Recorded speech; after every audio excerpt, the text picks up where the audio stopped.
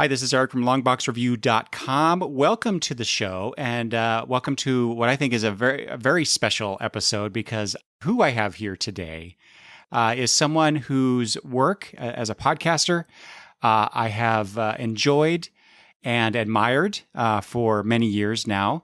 And he is here to talk with me, among other things, but the main thrust of the episode is going to be talking about some Jack Kirby comics, specifically the Demon, the Sandman, and OMAC. We're going to be talking about the first issues of those series. But without further ado, I'd love to welcome Christopher Calloway, the host of the, like I said, one of my very favorite interview podcasts, Creator Talks. Welcome, Chris, to the show. Thank you, Eric. It's very kind of you to say that. I'm glad you were a fan. I don't have any new episodes. I've retired from that. Someday it may suck me back in, but I've focused on spending more time with my family. Yes. And focused on work. But I am still enjoying comics greatly and listening to your show, of course. You have a nice presentation. That's what brought me in the first place, listening to your show, is because you have a pleasant voice. You have a clear voice. You share the love of comics that I also share. There are certain titles and issues that take you back to, you remember when you bought them, you remember where you were. And I love that kind of stuff. So, I'm a fan. And thank you for welcoming me on today to talk about comics. Yeah. I already told Chris this before we started recording, but I want everybody out there to know. I first contacted Chris about talking about these Kirby comics a year and a half ago. Was it that long? It was. I know. Realize. Oh my gosh. I know. It's like we were having a conversation on Twitter about I think maybe you had posted some stuff like you used to do. Yeah. And that got me thinking, oh, wow, well, I really haven't, I've never really dove into reading a bunch of Kirby comics. I've read, some over the years. And, when I was younger and stupider, I did not care for Kirby's style, right? Like, I think a lot of us may have had that experience. But then over the years, you read more and you get exposed to more, and you start visiting those older comics that you may have missed or you skipped over or whatever. And as I was reading some other things done by Kirby that I have encountered, I'm like, I was wrong. And I'll just jump in with this. I was going to say this later, but specifically because of preparing for this episode and reading these comics, I have become a Jack Kirby fan. I can't wait to dive into more of these issues, because I kept it very small, because I wanted to focus on just the first issues with you, Chris. And so I've not read ahead on any of these issues series that we're going to talk about. But, and I already showed Chris this before we started recording as well.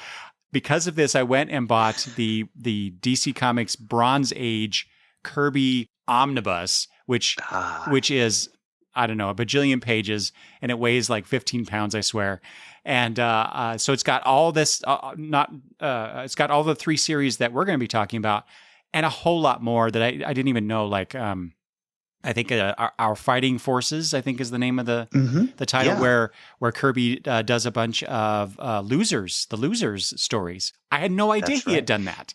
Yes, I didn't either. I just started reading some of those because I was following the Losers recently. I've really gotten into DC books probably the past few years, and I was reading the series prior to when Kirby took over. And I've read a few of the issues, and it's really good. I always like Kirby's war stuff because he was a veteran. So, and I think it was John Severin who preceded him on the book, which is why I was so interested in reading, because I love John Severin's art, Marie's brother, and he has kind of a gritty style to it. But Kirby, of course, totally different thing. But I think you'll enjoy that too a lot. And like you, I liked Kirby back in the day when I was reading comics, because I was reading reprints of the older comics that Stan Lee would script, co-plot, and then Jack would do the art, which I love those. And in the 70s, I wasn't so crazy about his stuff, but I was reading primarily the Marvel work that he did. Devil Dinosaur, Machine Man. I appreciate them more now. But I hadn't read the DC stuff that we're going to talk about. And I'm like, wow, that to me is even better than the stuff he did at Marvel. These are some of my favorite comics we're going to talk about. Really? These are some of the best. Yeah, I think these are some of the best characters he's ever made and created. And well, Sandman being co-created with Joe Simon, but still, I love Demon. We'll get into that, but I think they're stronger than what he did at Marvel. Oh, his own creations there. Yeah. Okay.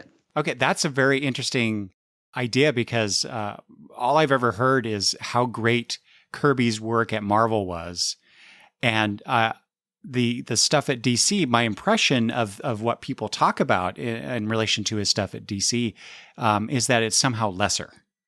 Mm. And I don't know how or why, because I don't really have that knowledge to draw from to compare. But obviously now I want to go back and not only read that huge omnibus, but also visit his earlier Marvel stuff. That might be because if people are comparing his earlier work with Stan's scripting is stronger than Kirby's scripting. I mean, Kirby's got a brilliant mind, great story writer, but sometimes his scripting's a little clunky. There'll be some strange turn of phrases that maybe don't quite speak to the generation he was even writing to. But you'll see some of this in the books that we're going to talk about, but particularly in It Was a Demon. But I find that his scripting is better in the DC books than later in the Marvel books. I think they read better as far as the dialogue that he does, especially the Demon. Commandy, I love Commandy too. That's one of my favorites. But I think those as better dialogue in those books. It's still Kirby, it's still a little clunky at times, but I think it's stronger. Yeah. Okay. Well, like I said, I'm looking forward to diving into this stuff and discovering those kinds of things myself. And again, that's one man's opinion. So if you want to send hate mail, please send me some mail. I don't have any mail. I'll even take hate. No, that's fine. But that's just my opinion. It's not right or wrong. It's just my impression. Sorry. Mm-hmm. Make that clear.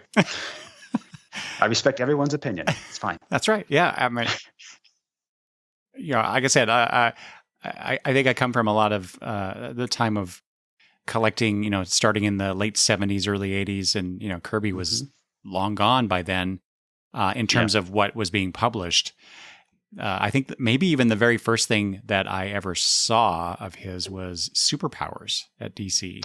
Oh, yes. Yes. And I'm pretty sure that's why I got the attitude towards his work that I did, because that's not how Superman looks. That's not how Flash looks, right? Yeah. And totally disregarding what he could do so uniquely with other characters, with his own characters. Yes. And so, yeah, that was just, like I said, I was dumb back then, and I know better now, but anyway, you're older and wiser. Well, I don't know about wiser, but definitely older. But again, thank you for your patience. Like I said, it was a year and a half ago that I was like, "Hey, Chris, you want to do this?" And you were like, "Yeah, let's do it." And I'm like, "Okay." And then just stuff happens, life happens, and absolutely other things. Anyway, so. But I want to talk a little bit about Creator Talks. You're I don't know any better, so this could be true. Award-winning comics interview podcast. I'm sure you've won an award here or there, right? Not that I'm aware of. Oh, okay. Well, you should have. If I did, I'd probably still be doing it. But no. But yeah, I think it was. I don't remember how exactly, and this is the thing. Whenever I, quote unquote, discover a podcast, it's like I never remember how I did. Somebody maybe tweeted, or I was doing a search or whatever. But I think it was around. Let's see. I'm looking at my notes. Summer of 2017. Okay. Around that time, and so I was even I was listening to the show and really loving it because I love your conversational style. I love the guests you got on there. Not only did you get, huge names, but you also talked to people that were just starting out, or they had a Kickstarter, or, things like that, or more independent style of comics. And so I was hearing voices and hearing about works that were not, not in previews or not in the mainstream comics media. And so I really appreciated that. But you started the show. If I get, I was looking at stuff online. You started the show. It looks like the first episode was in November 2016, and you had 243 episodes in the feed. I don't know if sometimes feeds get cut off or whatever. That's not right. Yeah, yeah. Mm-hmm. And you ended the show. I only mentioned this, Chris, because of because of the date, because you ended it on July 1st, 2021, which was my 11th podcast anniversary. Oh, really? Yeah. That's the date. Oh man, Yeah. I'm sorry. I didn't mean to do that. I'm not trying to step on your birthday No. there. Oh, well, congratulations to that. Yeah, and I was very abrupt too. I was like, and that's the last show. I was like, what? Yeah, that's right. I figured all along. I would just like go boop. I enjoyed it a lot. It was a tremendous amount of work as far as you well know, editing, preparation. But the guests were so much fun, and I'm so grateful having the chance to have spoken to them, and grateful to you for promoting the show when you listen to it, for liking it. And like you said, even people that aren't big names, they were so interesting. I tried to find people that had an interesting story to tell, and most people do. It's just making them comfortable so they can share their story. And most of the stuff I wanted to review was stuff I liked.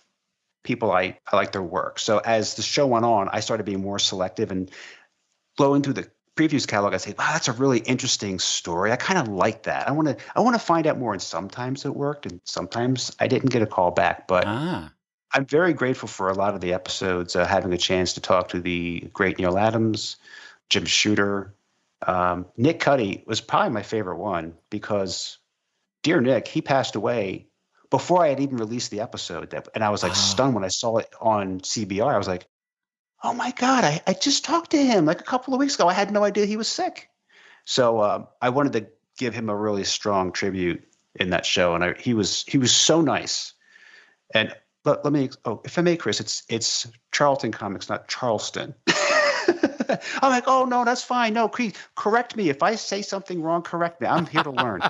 He was so nice. And he's just a warm guy. And just so many of the people I spoke to, they were great fun. And I'm not on social media a great deal unless it's for work. And then it's not me, but it's me behind the things on social media. But when I go in there, I still follow the people and see what they're up to that I've interviewed, because it's, I feel like I know them now, and we share a common bond, a love of what we do, comics or making comics for the creators. And it's maybe someday, I don't know. I get the itch occasionally, but I'd have to reach a wide audience to make it worthwhile for me to dive into that.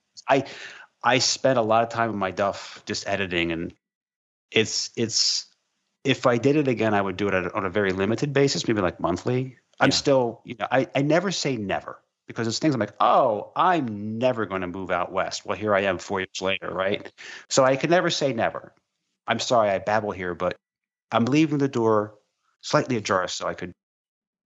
I still have the microphone here at my desk, so I never did take down all the equipment, and just in case I decide to do it again. Yeah. Well, something that moves me. Yeah. Well, how could you not? I have recently expressed some thoughts about not continuing the show. End of last year, end of 2022. Obviously, that hasn't happened. I'm still here, still wanting to do it. But thank goodness. You think about it, and it's like you, it's like, oh man, the editing is sometimes the worst part about this. But having the conversations with people, if I was comfortable with how horrible I sound, because it's through the magic of editing that I don't sound as bad as I normally do. So same for me. So I completely understand that desire on your part, and kind of like you, I've decided to pull back a little bit and not worry about, because I was trying to do, release a show every week, if not, every 2 weeks at most. Mm-hmm. And now, I'm just doing what I can when I can. As long as you're still enjoying what you're doing. Exactly. Yeah, that's important.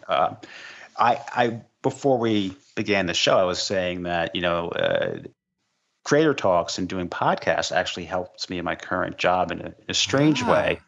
I left newspapers and am now working for a nonprofit, and I am doing marketing and communications, and at a position in a company I really admired a lot and wanted to work with, and the opportunity arose and I went for it and got it. And so it's it's kind of like the dream job. It's where I wanted to be like 10, 20 years ago, but I didn't have the skills they needed. So I was always saying, I'm tired of for-profit. I want to work for a nonprofit. I'm just tired of the culture. And so during the interview, it's like, oh, I see you do a podcast. I'm like, oh, yeah. I had that on my resume as like hobbies. And I was like, oh, that's exciting. And I was like, okay. So I'm sure they probably listened to some to see if I was a complete nut. See, is this guy okay? So when things would come up at work and I would place someone on a program, an expert or a volunteer to speak on behalf of the nonprofit I work for, sometimes I couldn't get someone. And they're like, we want to speak to somebody in an hour. And I was like, okay, I've got a Mac. I'm free. So I would just spin around my chair from my work desk to my Mac desk, and I would do interviews on broadcast television, radio. Because I had done so much work on podcasting, I was comfortable doing that. I had practiced how to speak. They're like, you have a really good microphone. That sounds great. Because most people, they're just like, on their cell phone or something. Right. I said, no. I said, I will make sure that this sounds good. And, my first time I fumbled a lot, and great editing. Thank you so much for making me sound good. And if something had to be made, like, can you make a video or a little sizzle reel? I'm like, yes, I can, because I would make them for my podcast. So I would jump on GarageBand and make a real quick video like that. And because I did social media for the podcast, when they said to me, do you know anything about social media? I'm like, yes, I do.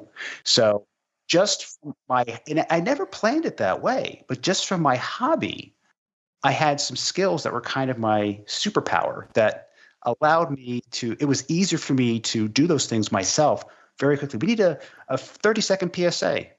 Okay. So I would do it myself because it was just faster. But because I had done things for the podcast, I was very comfortable with the tools. And it's a skill that I didn't realize I could ever use in the workplace. So those of you podcasters, Eric, you never know. This stuff can come in handy someday. You can actually get paid for it. That's really fascinating that you had that opportunity because of the podcast.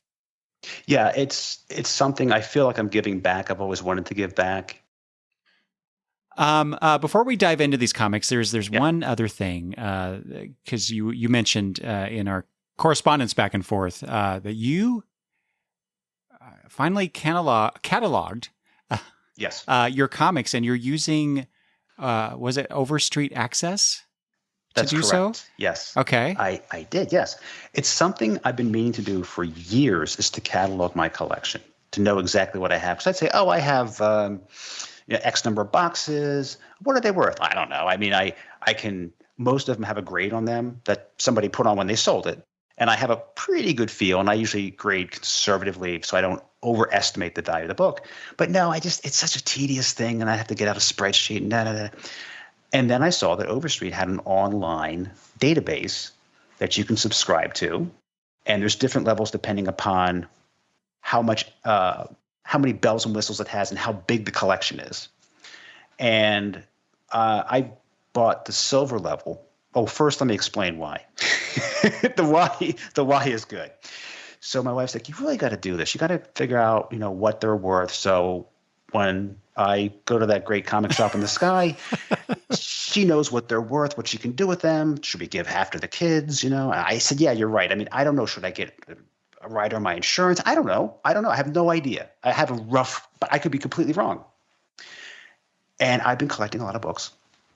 And I went a little, crazy on eBay. And she says, oh, so I see on the credit card bill you spent $1,000. And stupid me, who pays the bills, left the bill on the table. So I got myself in trouble. I was like, yeah, comics, a lot of them are getting slabbed nowadays, and I want to get these before they are not accessible to me, that they're too expensive. So I know it sounds like a lot, but it really is a good investment. And I love them, but the love doesn't matter. The love doesn't matter. I got to sell it, Mm-hmm. And I said, I'll tell you what, I'll get that database. I'll subscribe to it and enter all my books and find out what they're worth. And that way, we can kind of, okay. So I did it. I subscribed. And I went through everything, and then I told her, and she's like, oh, and I'm like, yeah, see? So that whole complaint about the money kind of went away, And I said, I'm not being wasteful. As long as we meet our financial goals, then if there's extra, then I want to put it into this for me, and you should do what you want to do. But so the database, that's how I finally got motivated because I had to cover my butt and explain myself. So I've been working on it for about a month, and I'm done. Everything's in. It was super easy for me to use. I was surprised. The silver level gives you access to enter 5,000 comics. The next level up is 10,000. All the features are the same. This one also comes with an app. So it's on my phone. And it'll have a box that says your collection. Click on it. There's all your boxes. And then you can go into each box and see what you have and the grade and how many, the value of the book, the value in the box, the value of the whole collection. Oh, wow.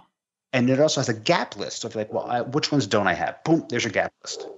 And there were some comics that were missing in the database. They're in the Overstreet guide, the print guide, which is coming out this July, but not in the database. So I wrote to the webmaster and said, oh, there's a few things missing. He calls me.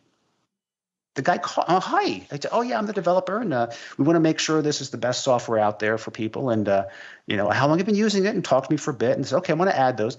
Then he called me back with follow-up. I talked to him like 3 times. Huh. We've been going back and forth. Oh, here's some more stuff to add. Oh, yeah, I got this added for you. I mean, this is amazing. I've never had the help desk call me and say, yes, I took care of this. And what else do you have? So they want to make it really good. And I've heard from other people who post reviews that they're very responsive. They want to make it solid. And everything that was missing 2 weeks ago is in. I mean, they updated it. So you can look up books by the title, by the issue number, or you can look up by creators, what falls under them. You can look up by publishers, what falls under them. So there's different ways to enter them. But I've just been going box by box on my Mac. But then I have the phone to say, let's see, what do I have here? Oh, and it's super nice because I've always kept a note in my iPhone about what I am missing, which is sometimes not that accurate. Because I think we've all been in that situation where we buy a book twice. I like that book. Well, no wonder I did because I already have it. And I'm like, yes. Yes. Yeah. But this is really nice. It works very well. So I'm not paid by them. This is not an advertisement, but I had fun doing it. Seeing all my books again, one by one, say, oh, yes. Finding out what's missing from my collection because I'm 4 books short. I don't know what happened to them. My wife said, maybe you created them. I said, I would not consciously have done that to a copy of Journey into Mystery or X-Men from like the late 60s. I would not have consciously have done that with those copies. So I don't know if I did it accidentally in the great move where I uploaded some stuff.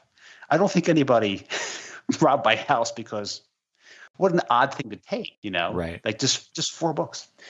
But now I know it's kind of neat. I know every single issue that I have and anything I got for the kids, I know every single issue that they have in their own little box. Oh, so nice. And because I'm a neat freak, I like the catalog thing. So now everything is finally organized. And it didn't take as long as I thought it would take. I thought it would take me months. It took me like 4 weeks. First of all, I've not heard of this service, this app. Started a year ago. Oh, okay. That explains why. Yeah. And it's fairly new. I use the CLZ service. Collectors.com, I think is what it is. And I went through a similar process that you just described some years ago because I was actually using an online web portal service thing. But it allowed me to export my collection out when I decided to move it to the CLZ program, and then I would just add stuff. What my database program doesn't do for me for what I have is the value. So that's an add-on service that I've decided I wasn't going to pay for. But I see. Talking to you now, I'm thinking maybe I should do that for the same reasons that you've described as well. Yeah. That's the nice thing is that once they're in the database, when they update the values, everything gets updated. I don't have to go through again and calculate. And mainly the things that I bought when I was a kid and into my 20s, I'm like, oh my God, some of these books are like, I got to move them to a safe. I had no idea they were. And some things are just random. It's like this character is now hot because of the MCU movies. Right. And then all of a sudden it's like, really? Are you kidding me? And so it's, and there's a lot of stuff I have. It's just, they're just reader copies. So I just, good condition. That's fine. But I know what I have. So if I want to get a better copy. I know I have a copy. And if I want to turn some in for trade, I know I can put them inside a separate box that I call my trade box. So I know what the value of that is. So I can export in Excel what's in that box, the title, the issue, the condition, any notes that I put in. Like, I cut out the Marvel value stamp. Duh. You know, I know. I've done that. Oh, God. I tore out letter pages. I made a little letter book when I was 11. Why? I don't know. I found all the letters. I still had them. I went through my books and put the page back in. It's still, it's still trashed, but now it's complete. So I had fun doing it. But they just added the feature, Overstreet Access did, of the Excel export. While I was going back and forth with the developer, it's like, oh yeah, we're going to add that, I think, next week. And they're going to have a PDF version soon too. But that is a really nice feature. So you don't have to go back and recalculate everything. It'll just automatically update as things come out. You just delete them as you add things in. And they're supposed to be adding, and this doesn't really help me because I buy older books, a scanning ability. So I guess it's probably going to read the barcode. But yeah, so I mean, I was pleasantly surprised. I thought it was worth, the investment. I mean, you could say, okay, I'm going to cancel the service, not buy any more comic books, and just export it so I have a database. You could, but then the value, 10 years, what do you do? Well, I guess you'd have to get back in there, and your stuff's probably gone, if you cancel. So I don't know, but I'm happy with it. To me, it's a small price to pay. I think it's like $5 a month. It's not crazy. Wow. It's like a latte. It's not exorbitant. Yeah. If think about the things you spend money on, you can knock out a latte a month or something else, some other fun thing. And for that, I was just going to say, I bought a latte this morning and it was just over $5. So yes. So yeah, it's worth it. And as I said, they are very responsive, the developer. It's a small team. That's why they're so responsive. And that alone just thrilled me that I'm working on the list you sent me right now. And I would go back and check, and like, sure enough, they did. They put the books in. Because the variants, oh my God, the variants. Holy cow. That makes it super complicated. And now they're starting to break things out. Direct market versus newsstand. Oh. So that adds a layer of complexity to the database. Okay. So yeah. But that's all being added in. Because apparently newsstand are worth more than direct market. Tomato. No kidding. I've seen that from other stores that they put a higher value on the newsstand because they consider it a variant. Now, see, this is the part of comic collecting that kind of drives me bananas. Because that's very subjective. Slabbing the books, I just am not a fan of that. They're meant to be read. I understand if you have Superman 1 and you want to protect it because, honest to God, the expensive books, I'm afraid to handle. I'm terrified. Yeah. I'm afraid I'm going to do some damage. So I don't want them. And then here's an example. Oh, it drives me nuts. There's an issue of Two Gun Kid with the Panther. And I would like to have it to complete my run of Westerns, Two Gun Kid. But someone now decided that was a prototype of the Black Panther. A Jack Kirby creation. Has nothing to do with the Black Panther. Has nothing to do with Wakanda. It's in the West. It's some white dude who just looks like a cat, right? But for some reason now it's a prototype and it's $300, and I'm like, well, that stinks. Yeah. So it's a collector who enjoys the books and likes the books and is not looking to make money on the books. I'm disappointed. And that's the kind of stuff that we see. Remember the 90s? Remember those wacky 90s with speculation? Oh, that's, I feel like we're kind of in that. Yeah, a little bit. Yeah, I can see that. That won't go down. I don't ever see that being corrected. I think it's just going to be, that's a prototype. Interesting. Yeah. Unless Stanley wrote in a letter page, that's a prototype. I'd buy it. Yeah. Wow. So anyway. So you spent a month doing this and now you have everything cataloged and all. So that's amazing. So if you don't mind saying, how many total books do you have? Well, let's go to the database. I thought I had more, but they have a very small footprint. I have 4,077. Ah, okay. That includes my kids' books. It doesn't include all the magazines yet because I like to read the warrant Shudder and Vampiris Carmilla. I think Sleepy Reader also reads those books, I believe. I believe so, yes. And they're adding them in. So that'll make it a little higher. So I'm just about at the limit of, but it tells me how many boxes, how many publishers, how many titles, number of issues, and then the estimated value of your whole collection. Mm. And this is would you say this is a curated collection of yours? Yeah, most of it. Yeah, I mean, it's some of the stuff I bought when I was a kid, but that's like 2 boxes. Because I've just over the years, a lot of them were presents when I was a kid, Christmas time, from like probably grade school up until college. Every year, my parents would get me comics. I'm like, just please go to the local comic shop, Comics and Robots on Philadelphia Pike. Craig's there, Craig Dawson. He knew my parents because he'd see them every year like Santa Claus and says, oh, yeah, I know you guys. Your son's in here all the time. And I would give him a little list. So that I curated over time. And then just when I became an adult, when I was 50, no, when I was an adult and had my first job, then I was out there buying comics on the weekends and I've just over time. And now I've been going out using other avenues like eBay and such to find things because I wish I had found some of these books earlier when they were less expensive. But honestly, when I would go to the comic shop, like a lot of those 70s comics that I wanted to upgrade that I had beat up as a kid back in the 80s and 90s, I couldn't find them. Yeah. They didn't have them. And that's before the interwebs and eBay. So I just could not. Maybe people were just sitting on them waiting for that big Marvel explosion in theaters to take place. But I do have some of those books from back then. I got nice copies. And boy, I'm glad I did. But it was because one collector took his collection to my local comic shop and sold his books. So they were all like unread, beautiful copies, which is where I found Ghost Rider's first appearance. And I pounced on it. And this is just when it was getting hot. Now, impossible, and it's hard to find in grade. And it's hard not to find sandwiched between 2 pieces of plastic and then sealed, which, again, I feel like it. I understand why, if a book's high value, you want to protect it, but just it's meant to be read and enjoyed. Yeah. And I think, it's not a trading card. And I think it hurts the love of the hobby when you have people that are strictly investing in them.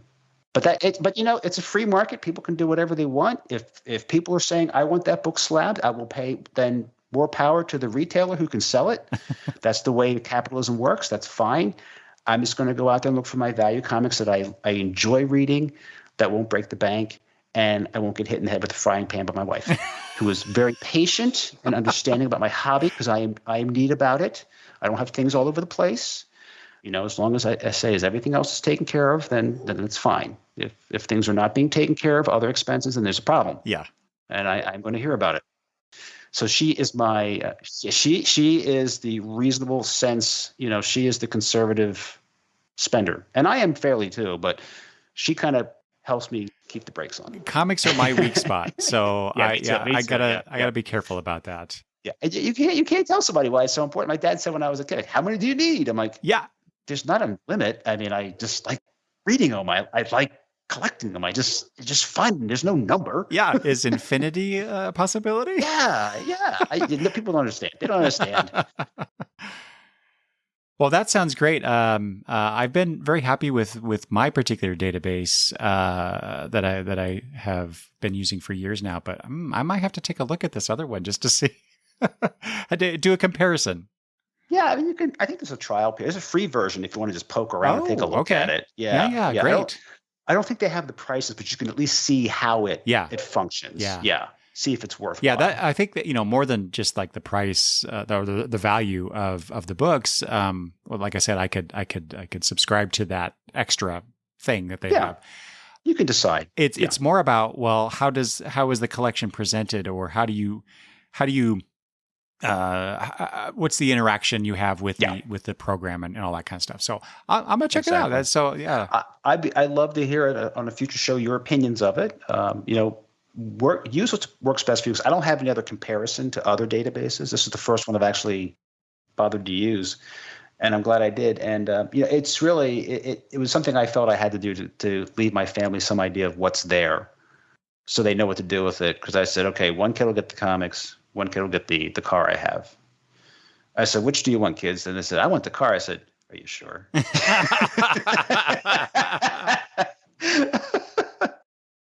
But and I don't even know how much they read comics. I do encourage my kids to read comics. I took my little one to Free Comic Book Day, which is actually, as we're recording this, is today. That's right. Thank you for mentioning that. That's right.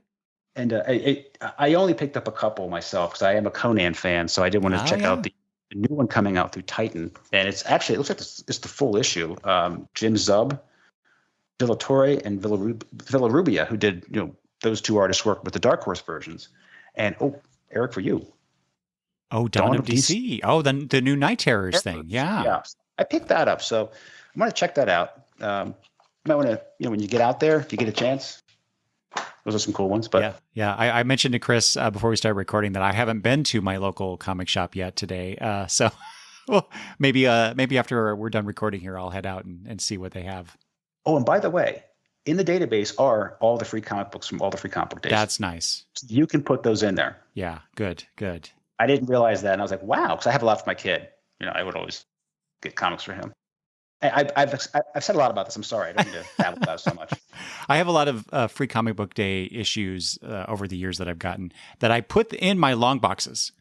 And because, for whatever reason, they're a prelude to something or a preview to something, right? And it's like, well, I got to put that with what came after that, right? So, right. They're just as important as the actual issues that follow or the new number one or whatever. So, anyway, so I'm curious. This might be a good way to transition into the comics. What are does your app show what the value of the Demon, the Sandman, and OMAC number ones, or does it depend on what the particular issues that you have, the quality of the issues you have? Oh no, you can look it up. You can look up any issue. Okay. And you'll see the conditions and you'll see the value. So it's just like your Overstreet price guide. That'll not in that format, but it will have what the values are. Okay. Whether you have the book or not. If you do have the book, it'll then total based on the condition of your collection what your books are worth. What I also like to is with guys like us and gals that have older eyes, that Overstreet price guide, I didn't realize I had a giant size coming out without articles, with just the older comics that's like large print. I didn't realize that, but it's so hard for me to read that book. There's so many. I mean, if I picked out an older edition, I'd probably be okay, but there's so many books jammed into the new Overstreet. Everything that's published is in there. I have to have a lot of light, maybe, no contact so I can use my supervision, magnified vision, but it's hard. And this is great because I don't have to worry about that. I can just hit the little search, glass and put in the title's name and then sort by oldest to newest, because we know there's multiple volumes of a lot of our favorite titles. Fortunately, I'm an older comics guy, so if I sort Daredevil by age, bam, there's volume 1, and then I can just go through and I can put I want issue number to, and then it'll give you sometimes a plot summary, definitely who the artists are who worked on the book, the writers, artists, contributors, and then the values. And as you enter these things, you can put notes. Like I in almost like a diary sense for the books I had as a kid, I put in, I bought this at the 7-Eleven and read this when my sister was doing ballet class, something like that. So maybe when the kids look at it, they go, oh, look at that, they won't care. But that's the kind of fun stuff I'm going to go back and just put little notes for the very old things. Okay. Interesting. Yeah, that's a good idea. I hadn't really thought about doing it like that. Yeah, like some books I bought, a bunch of them I bought in Vermont in 1977. That was the first comic shop I ever walked into. My parents said, your birthday's coming up. Go buy some comics. I was like, wow. Wow. I always tell people, there was Captain America 100 on the wall. I'm like, oh, no, I read Marvel Super Action #1. I don't need to get that. But it's cool. I got stuff like Iron Man's, I think it was his third appearance with the other Doctor Strange, not a prototype. And the little Iron Man symbol in the corner, that design that Steve Ditko came up with the character, that was cut out. So the book was like $2. And, you look at the guide and it's like, holy crap, for something that's in poor condition, you'd pay that?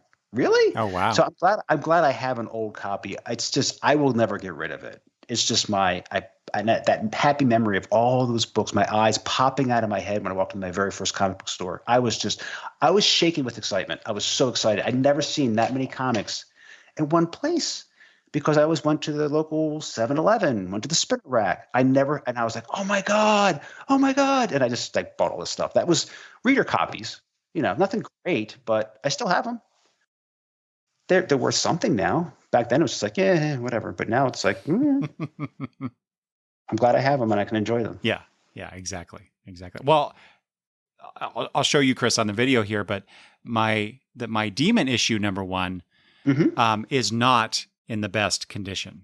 Okay. And this is something, it's not bad. The cover's coming off or has, I don't know, you can. Okay. You see, yeah.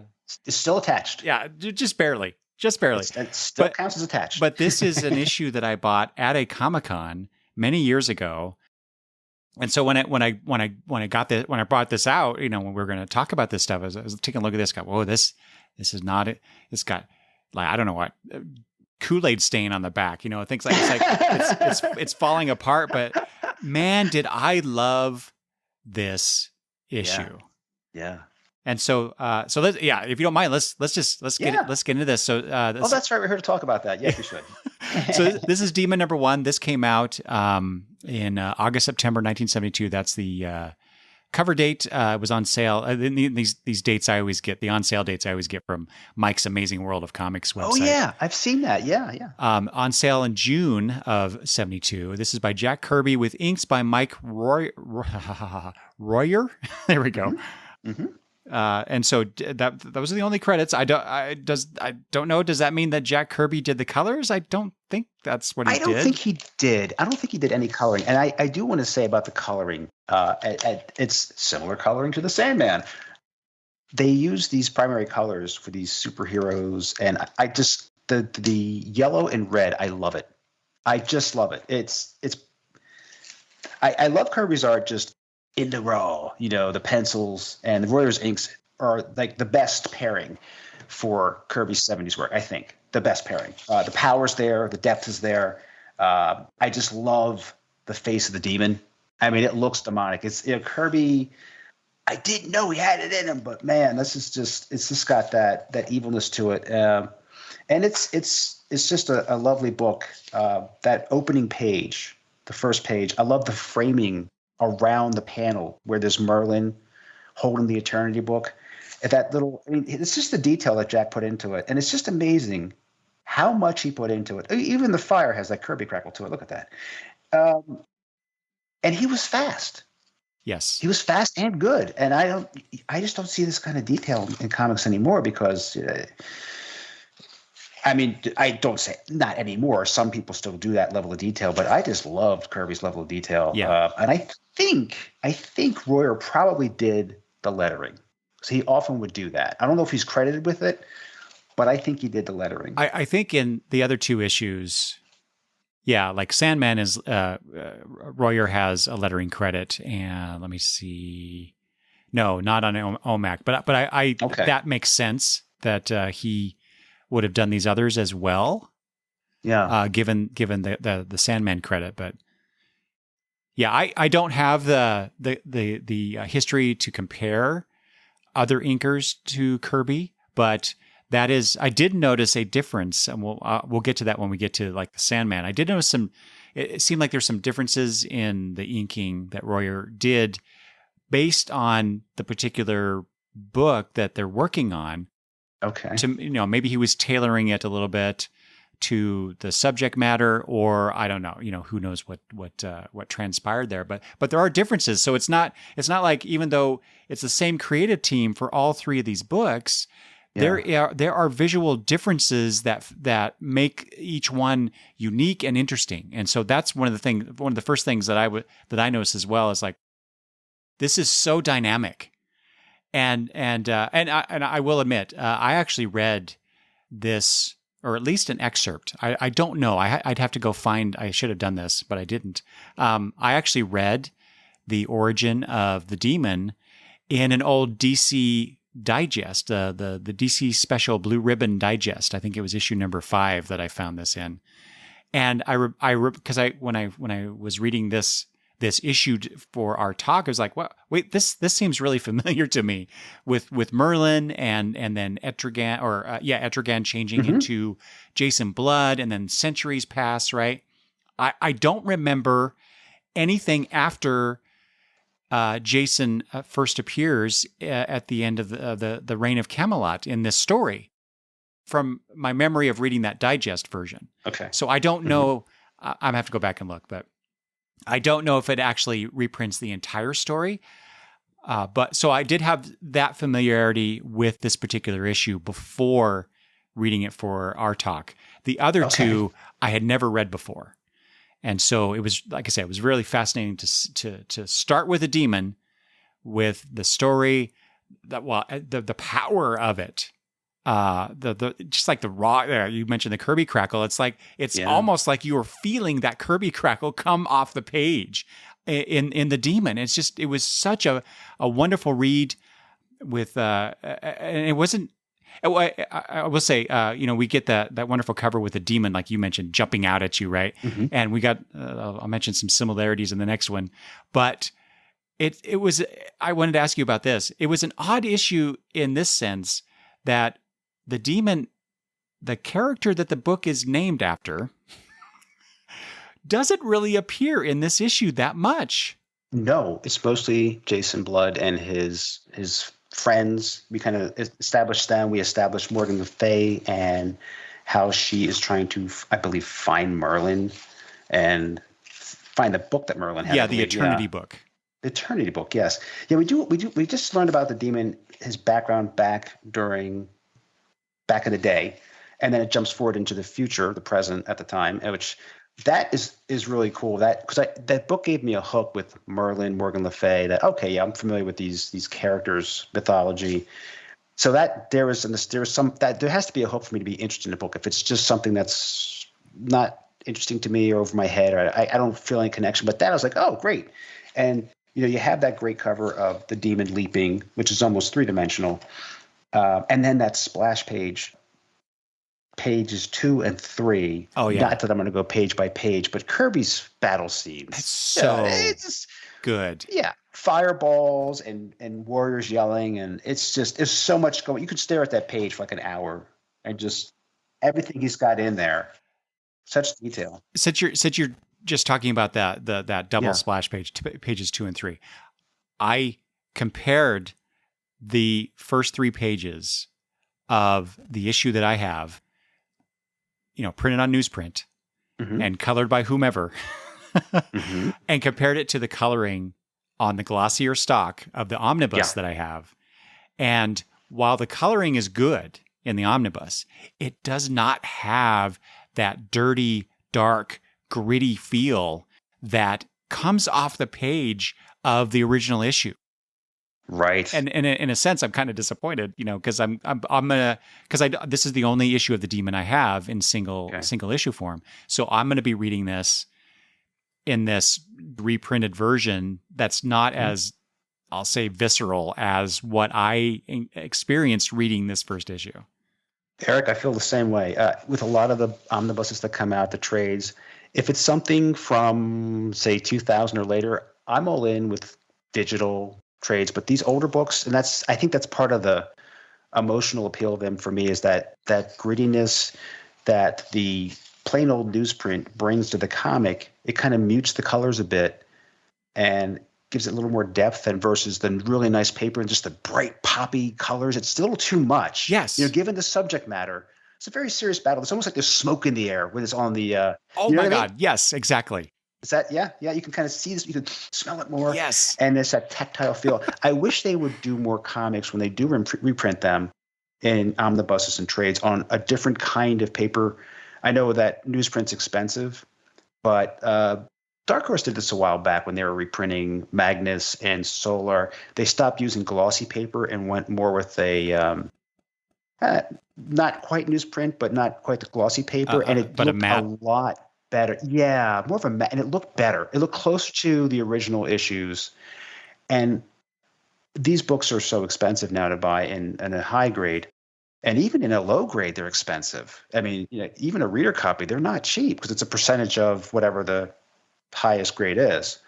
It might be like 20% of, I don't know, $300 or $500. That's expensive. Oh, wow. So we want people to have access to these books. And I think since people still enjoy reading, sitting down with something tactile like print versus just a screen, because we're on screens a lot in our jobs these days. I mean, this is the 21st century. I spend most of my time on a screen. This is pleasurable time on a screen, speaking to you. But I want to sit down with that book, and I wish they could do something like that in the future. I mean, I would pay extra to have it done this way, with more of a newsprint or matte finish versus the glossy paper. Yeah, I see your point. Yeah, it's just something in the visceral nature of it, the passion, the fire. I think it takes something away. It looks good. I mean, the new printing process is good. It's sharp. The lines are sharper, but I kind of like that little bit of flaws, a little bit of overlap. Yeah. And that's just me because that's how I read it the first time. But it just seems a little more. There's more humanity in it. You know what I mean? I don't know. Well, so that's a great segue because that's one of the I think one of the themes of this what Kirby's setting up in this first issue is the demon is literally a demon from hell that Merlin is using because he's a wizard and wizards make deals with demons, I guess. Like I said, I don't know all the history here. I'm going to learn it as I read through these. So I'm making some educated guesses. But then he converts or transforms. That's a better word. Transforms the demon into a human host, Jason Blood, who is, presume, he did so because Morgan Le Fay is still going to be after the Eternity book, and so Jason Blood needs to protect it, even though plot-wise he has no idea where it is. He's searching for it because that's, subconsciously he knows he needs to find this. But I also assume that, Merlin may make a return to modern times. I don't know. Well, I'll find out. You may know this already. I don't know. I probably know and have forgotten because I have a terrible memory. Have you read the entire? I have read them all. Okay. I have. It's been a while though, and there's so much information in my head. It just goes boop. I think he does, but I think one of the things Kirby does that I really liked about this was that Jason Blood doesn't remember that he's the demon. That persona. He doesn't. That memory. He's driven to study demonology and to learn more about these things. He's seeking something, but he doesn't have that connection to this is his secret identity per se. He doesn't know this. Yeah. And in some of these books, we'll see that too, that there's an identity loss as Yes. someone transforms. And I was like, oh, there seems to be a common theme here. Yes, exactly. Okay, good. We're on the same wavelength on some of this stuff. So I noticed that too as well. Jason doesn't know everything. He's unaware, but he's searching, and that brings him into conflict with Morgan Le Fay and her lackeys. Mm-hmm. Plus, maybe you know something about this. I don't know. This story is set in Gotham City.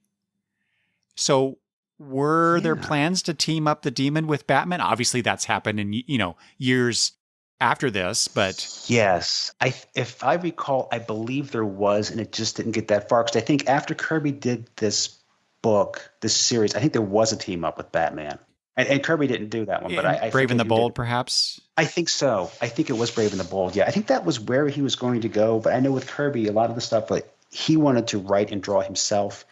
He didn't want them meshing too much with. Yes. Like I know at Marvel, he did not want to be messing with the other parts of the Marvel universe, and they might have been like, "Oh, come on, Jack, please, like put the Hulk in there or something." People are dying for this, but his universes seemed to just stand on their own, so that he didn't have to connect with anybody else's continuity. Yes. Yeah. He went. Yeah. He was creating his own, and I would have loved to have been cognizant of Kirby coming to DC at that time. I mean, I was only, let's see, 8. You're doing what I'm doing. I was only a few years old. Okay. When this issue was published. Yeah. I was 3. Okay. But I would have loved to have, have been a 10-year-old, 12-year-old at that time to know the importance of this and to get those issues. And like I said, I cannot wait to to dive into the rest of this series. It's a very good series, and one of the things I like about this book, Sandman OMAC, I know that some of the most popular books of Kirby's today, maybe not so much at the time, but the New Gods and Forever People too. But they're to me there's a lot to unpack when you read those books. There's a lot of mythology building and world building. But these are just an individual character that they're focusing on.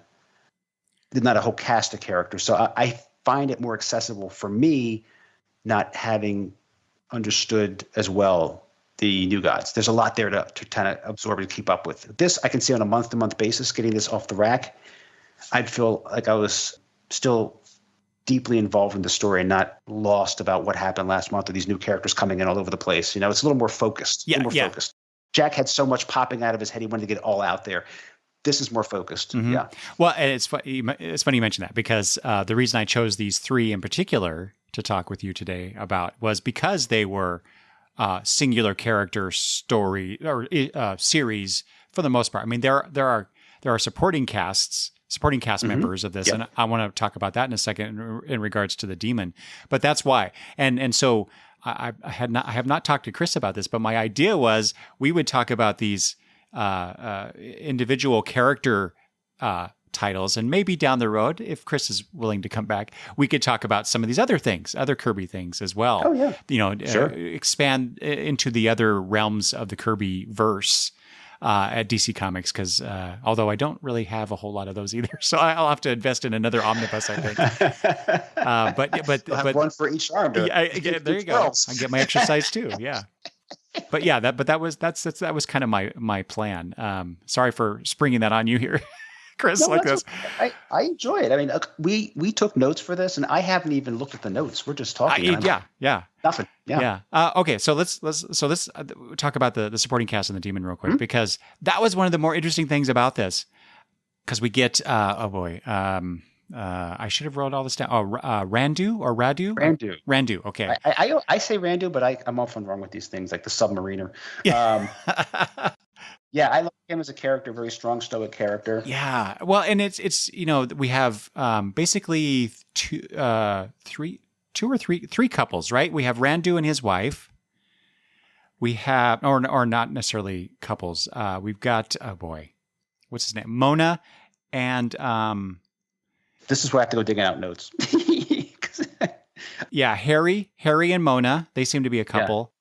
And then there's this new person who forms the third couple in terms of Jason Blood, and that's Glinda, I think. Yeah, Glinda. Here we are. I'm looking at page 15. Okay. And she's the blonde. She's the potential love interest here for the story. But her and Jason aside, because it's just this beginning relationship, right? I'm really curious where that goes. But I found Randu and his wife, and Harry and Mona. I feel bad just saying Randu's wife. I don't remember if she had. Oh, Gamali. She is named. Okay. Okay. Yeah, I see her there. I am so fascinated by these couples in this story, because Jason Blood. I think I had a lot of thoughts about if this story was told today, we would not get a supporting cast that is as interesting and unique as these characters, which is to me is just the strength of Kirby's ideas and his storytelling. Also, I imagine if this were told now, Jason Blood would be having these nightmares about being the demon and fighting against the demon, kind of like the Hulk situation. Mm-hmm. But here it's not that. It goes against expectations. Yes. At least from, it's kind of weird to think about. It goes against expectations when it's now 40 years later and I'm looking back on it. But it's just so fascinating. I never expected to find, from a storytelling standpoint. I mean, artistically, yes, I knew that Kirby was a great artist going into this, but the storytelling is while it's like you mentioned before, it's not perfect. It's a little clunky sometimes, but the characters, the characterizations, the costuming. It's so different and wonderful. As I said earlier, I think this is some of his best standalone work where he writes and draws.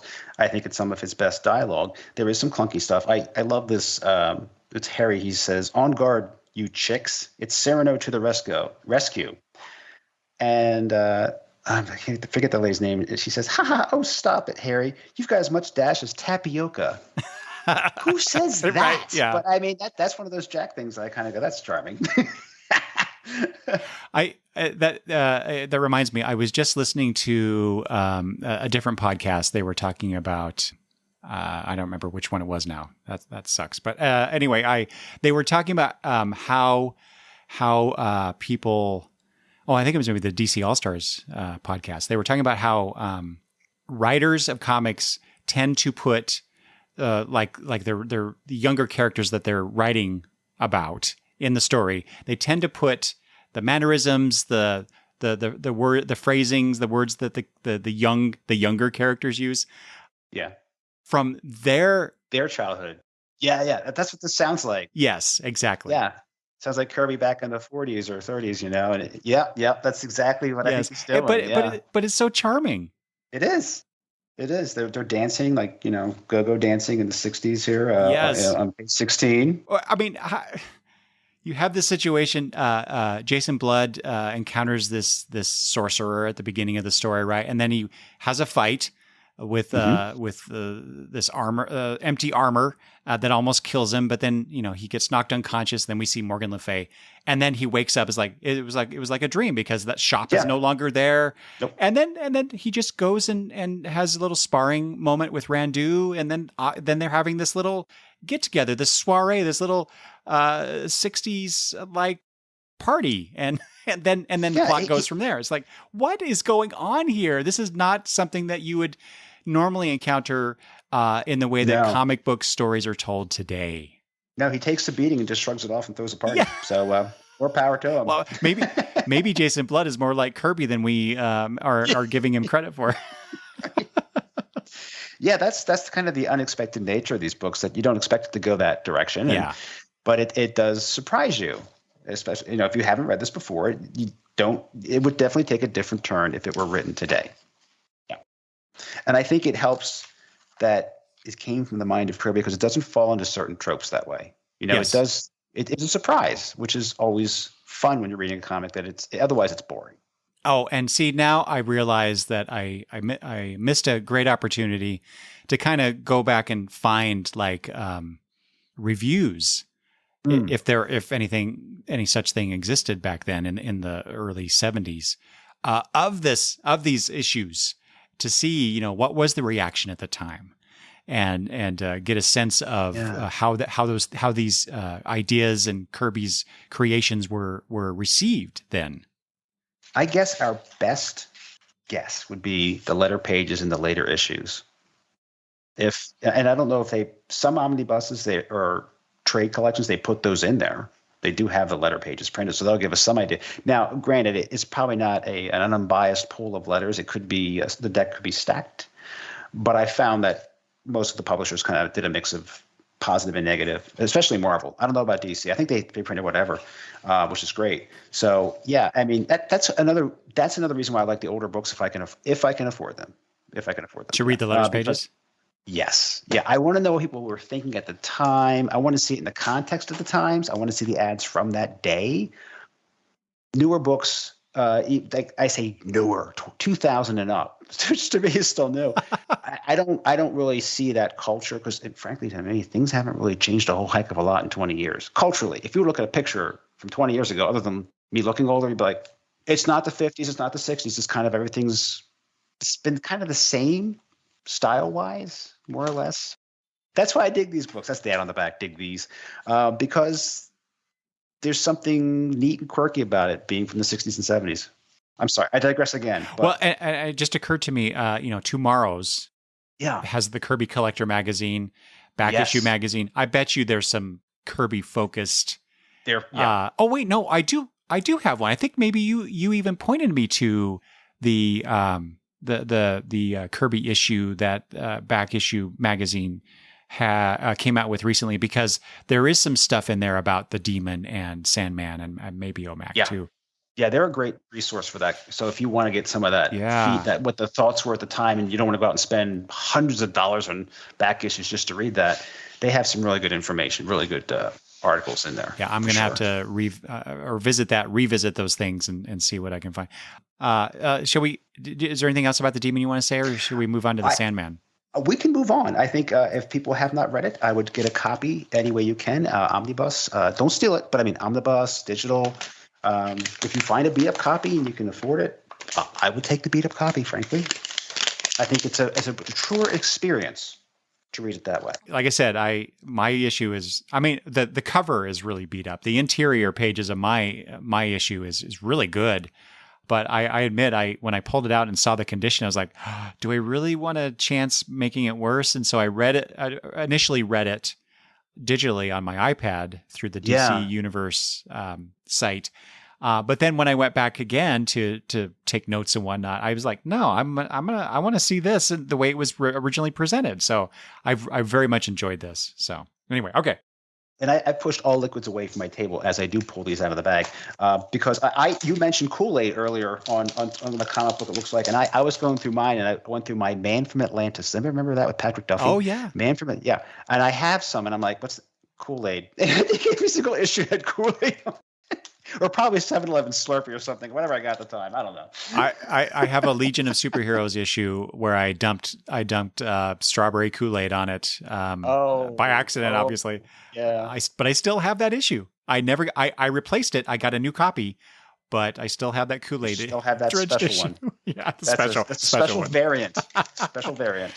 In comparison, though, to the Demon issue, my Sandman issue, it's nice. It's pristine. Oh, it's in very good condition. Very nice. Yes. Because I came to like I said, with the Demon, I read that original story in a digest form. The Sandman, I think I first encountered when he appeared as a different character, or a similar character, maybe is the better way to put it, in Neil Gaiman's Sandman. Okay. And I had no idea that this was a Kirby creation when I read his appearance in those Neil Gaiman Sandman issues. Mm-hmm. And then just a few years ago, DC did, to celebrate Kirby's 100th birthday, they released a bunch of one-shot specials. And one of those was the Sandman. And I think maybe that's even the only one I got. Now I'm regretting it. I wish I would have picked up the other specials as well. But I read that special and I'm like, I have to know more about this character. And so I went online and figured out, there's this 6-issue Sandman series from 1974, 75. And so I ordered them, got them, and then put them in my long box. And so it's been sitting there for a while until this. And so I go to read this issue. And this is Sandman #1 winter issue, it says, from 1974. I did not know this, Chris. I got all 6 issues, and then I read this, and then I was doing a little bit of background reading on the Sandman, and realized that issue 2 came out a year later. This first issue, which is why it says winter issue, I think, was a one shot at the time, but they must have gotten some feedback, some interest, and they decided to go ahead and continue with it. But a year later, and with a different creative team on issues 2 and 3. That I do recall. And when I read this, I don't have the other issues, but when I read this and I saw the last page, the last panel, it's like, do you like this? It was almost, you could see right there, it was a tryout. Yeah, exactly. Kirby was just seeing, and you could say this is a winter issue, and this is a flaw you could say on books I love, that someone, probably the store, puts the in ink here, 1/8, which means it was probably put on sale January 8th. So the information I have from Mike's site says January 2nd. Okay, good. So it's authentic then. It's an authentic store mark, which I like those. I don't mind those. All right. Some people say, "Oh, we'll knock down." I don't care. I love that stuff. If it says on the back, honestly, some of the Silver Age, bam, Mike's drugstore. I love that stuff. I eat that up. Love it. Anyway. So now I'm interested in this whole marking on the. I think I have some of those issues where there's some numbers on there. I'm like, what is this? Yeah. That must be it. I have some Magnus comics, Gold Key, that have library copies stamped on them. Ah, yeah. I've encountered some of those.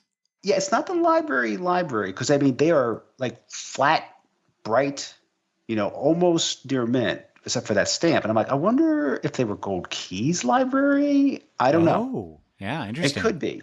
But yeah, I find those stamps kind of neat because they will tell me when the book went on sale versus the cover, the publisher's date. Anyway, I'm digressing, but I'm sure these are things that other comic book readers and collectors also grapple with when they're buying their comics. So yeah, like I said, I discovered this about the series, and interestingly enough, I guess it's not interesting. I guess it's expected. The omnibus that I have does of the issues of Sandman that's in it does not include the 2 that Jack Kirby was not involved in. So okay, it does show the covers of 2 and 3, and then it goes from 1 to 4, and then the others. So, but this first issue, the Sandman so the credits inside this, it says edited and drawn by Jack Kirby. So interesting. He starts with edited, not drawn. Script by Joe Simon. So we get the classic team up of Kirby and Simon again. Lettered and inked by Mike Royer, like we were talking about earlier. So this, as like I said, some of the background information that I was reading, and correct me if you have different information, Chris, but I can't remember somebody at DC thought it'd be a great idea to get Kirby and Simon back together. And so I think the Sandman concept is probably, or at least the idea of the Sandman came from Simon. I think so. I think you're right about that. Like I said, I think Simon came up with like the concept. We'll just say the concept to make it simple. And then of course Kirby took that and designed everything and made it look the way it is. Yeah. But Kirby didn't, as far as I understood, Kirby didn't want to do this. He didn't want to team up with Simon. And it wasn't that he had any issues with Joe Simon. It's like you said earlier, he wanted to do his thing. Yeah, and this was not his thing. This was him and Simon's thing. So, but they did it. And like I said, they must have gotten a positive response because a year later they started the series, but it did end at issue 6. And I think one of the things that reportedly Kirby said about it was that he didn't feel like this series had legs, and it wouldn't last. And obviously that came true. So, but we get similar to the Demon. We got the Sandman. You mentioned the red and yellow of the Demon. So we get this character, the Sandman, also in red and yellow. In a very similar pose to how the Demon is leaping out at us on the cover. Yeah. With a bunch of stuff in the background as well. So that was interesting, the similarities there. So we get, this is 2 years later, about 2 years later, and Kirby is doing, and I don't mean to suggest that he's aping himself, but here we have some similar poses, similar design elements, right? Yeah. Yeah. He does something I thought was really interesting. On the second page, the Sandman is written like the island in the dream, which is a very Will Eisner type style of the letters being, I don't know a lot about Eisner, but that's something definitely he would do with the spirit. Exactly. Oh my gosh. Yeah. I saw that too. And I'm like, that looks familiar in some way to me. And that's what I was thinking of. Very good observation. Yeah. And it fits well. I haven't seen Kirby do that before. I don't recall him actually designing letters in a fashion of Eisner's, but that really is cool. I love that. And this whole this ship that he has, and I scribbled notes somewhere about what it's called, because we find out later a Dream Dome. The Dream Dome. Oh yeah, I believe it is. It's this physical thing that he is controlling or intervening when people have dreams and nightmares. And I think these two characters, Brute and Glob, are kind of agents of nightmares he could use against enemies. And he would actually go through a chute to enter reality. I mean, he doesn't walk through a wall or a separate plane. It's like out the chute, and here he is. Now he's in reality, and he's trying to get someone out of a nightmare or something. So yes, exactly. It's really cool. It's so weird. Yeah, it is weird, isn't right? it? You would not expect that at This all. brightly clad, yellow and red clad character. He's wearing a mask And a cape. and a cape. Yeah. I don't know why he's got a cape, but he's got a cape. All right. And yeah, he uses this equipment in his dream dome to monitor nightmares. And like, yeah, that shoot thing, it just drives me, that not drives me. It's so funny. But he intervenes with the dream, like, Jed is the young boy in this. And as I saw, and I think on the covers of the later issues, Jed plays a part in this going forward. It's not just like a one and done. Here in issue 1 is Jed, in issue 2 it's somebody else or whatever, which is what you would expect, right? So it seems like Kirby and Simon, I should say, were developing this longer term narrative in some way to develop whatever this thing is, right? And obviously other people picked it up later in a couple issues, but so I'm going to be very interested to see how this concept develops from this first issue. And then when Jack Kirby returns to it in the final 3 issues, what happens there, and what changes are made from that point too. But he saves Jed from this dream. Jed is falling. Oh yeah, he says to Brute and Glob, "You nightmares know what will happen if he hits the bottom." Yeah. And then Brute and Glob, and this is again, it's like the supporting characters in the Demon is like these. You don't expect these characters to behave like this. They're like, "Let him fall, let him die." And while the Sandman, his face is, he appears quite annoyed with them. Quiet, you two. Basically, this dream is not in your jurisdiction. What does that mean if they have jurisdiction somewhere that he doesn't? That suggests a whole other element that's not in this issue, right? And then he goes and he dives into this pit to save Jed from just like when we were kids, I assume anyway.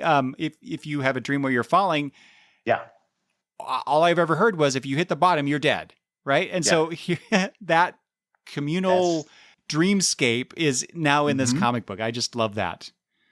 And then I was really curious. There's this doll that shows up. Yes. And oh my God. So what a creepy doll. It is super creepy. I don't know why Jed takes to this doll, because it is creepy as all get out. It reminded me when I read this, since I read it fairly recently, I'm a Doctor Who fan, classic Doctor Who. And it reminded me of the doll in The Mind of Evil? No, Terror of the Autons. Sorry for Who fans, where there's this plasticine doll that they design with living plastic. It's an alien mind force, and it comes to life, and it's got that same nasty. It's a really ugly doll. Like, why would anybody want to market this doll? But it was designed to go out and kill someone, and it was a weapon. And it kind of reminds me of that doll from Doctor Who that comes to life when it gets heated up. Starts moving around, walking. It just kind of gives the same creepy vibe. And it looks like Grandpa here just really hated this thing and beats the crap out of it with a hammer. Like, he's got some anger issues here. He just wow. Just destroys it. Almost destroys it. Yeah, and buries it. Yeah, this is on page 8. With the face. This is why I'm like, this is a creepy doll. The faces of the doll. It's like it's watching. It's like it's almost something out of Stephen King. Yeah. As the doll is being slowly buried by Jed's grandpa, the doll is looking. He keeps looking at the grandpa, and at one like that the fourth panel there, it's almost like the doll is despairing because he's about to be buried. His eyes are wide. It looks like they're wider. Yeah. And this whole sequence, this 6-panel sequence on one page, no dialogue. Well, very last panel, but it's done just the first 5 are just visual. There's no dialogue. It's just the eyes and the expression on the face of the doll. You're reading that. How much effort Kirby put into the design of this and what the reason I keep focusing on this is how much it evokes out of me reading it. It just was such a surprise. Yeah. He's definitely trying to tap into the things that are nightmares for people, for kids. Yes. That would creep me out. Get that doll out of my room. Exactly. But then we go into this on page 9 to General Electric, which, interestingly, every resource that I looked up about this issue. General Electric, while it's the title on this page, this is considered the title of the story as a whole. So we get 9 pages into this, and we get the title of the story, which is General Electric, which is a character, a Japanese character whose brain has been replaced by, well, if you're a Star Trek Next Generation fan, it's almost like a precursor to Data, the positronic brain. Oh, yes. I know. Yes. I see much earlier, obviously. Oh, wait. I also thought, so I immediately thought of the $6 Million Man. Uh-huh. And so I looked this up. The novel Cyborg that the $6 Million Man is based on was published in 1972. Sandman was published in 1974. So the novel came out in 72. A year later, they started doing the 3 or 4, I forget, TV movies, $6 Million Man TV movies. And then the series started. Oh, wait, no, the series started in 73. Anyway, they had a few TV movies, and then the television series began in around 73. So I'm wondering, did Kirby, was he aware of this? Or is this just one of those, happenstance, serendipity type concepts that I mean, I'm not suggesting that General Electric is like the $6 Million Man, but it's just the whole idea of we rebuilt him. We had the technology, Yeah. Well, that sounds like something that Kirby would have been into. He probably did watch it when he wasn't drawing, which is all the time. But I kind of cracked up when I saw General Electric because I just thought of GE. Right. I was like, "What is he trying to taking a shot at GE?" But yeah, I thought that too. I was like, well, yeah, is this some sort of swipe at General Electric or what? And that he's going to repair this doll that Grandpa bashed up. Well, I'm jumping ahead. I'm sorry, I don't mean to jump ahead. No, go ahead. But he does repair him on operating tables, which seems kind of unnecessary for mechanical dolls. And he connects 2 dolls together to make this. It's supposed to be some kind of bomb, but it's a mechanical, electrical connection, a physical connection. It's not set off by a radio signal or something. It's click. Wasn't that part of the story where did you go, huh? At that point, I was trying to figure this out. So, General Electric, like I said, he was a former Japanese Zero pilot, kamikaze, yes, who crashed. Yeah, kamikaze. That's the better term. Who crashed, but he survived. But although his brains were gone or something, I don't know. And they decided to implant this mechanical brain into it, right? And so he is building these dolls to enact revenge on the people that basically deformed him. He blames the United States for this. Yes, right? I think they were going to DC or something. Is what they were going to. Blow up the Capitol. Yeah. Yes, exactly. So he says here, this is on page 18. See how the computerized Werblinks, that's the name of the dolls, Werblink. Yeah. Are to be linked. When these 2 wires are connected, it will release electric charges planted in your nation's capital. It will blow that city to eternity. Oh, wait, we get eternity again. I just realized that. I don't understand how the dolls are necessary for this electric connection to blow DC up. I don't. Yeah, I scratched my head at that.